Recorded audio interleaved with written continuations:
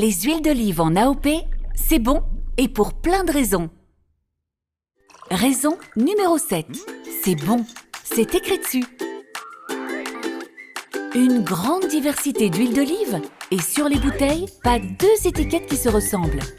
A priori, choisir son huile d'olive est un vrai casse-tête.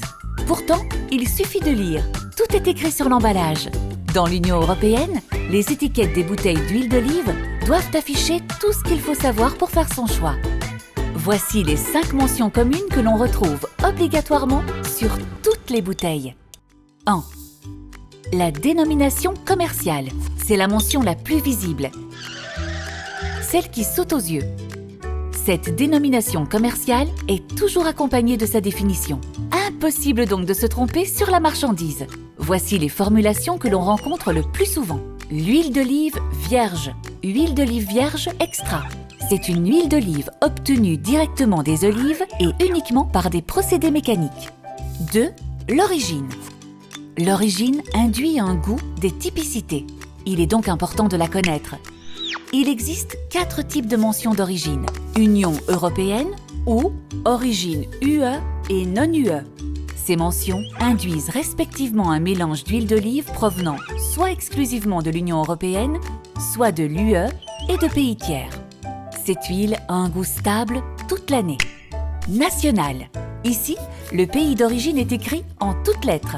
Ceci implique que les olives ont été récoltées et l'huile extraite dans le pays mentionné. Pour une origine plus locale, avec une garantie, on recherchera une IGP.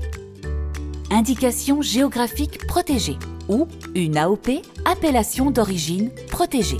Dans ce cas, l'étiquette porte le nom de l'IGP ou de l'AOP et le logo correspondant.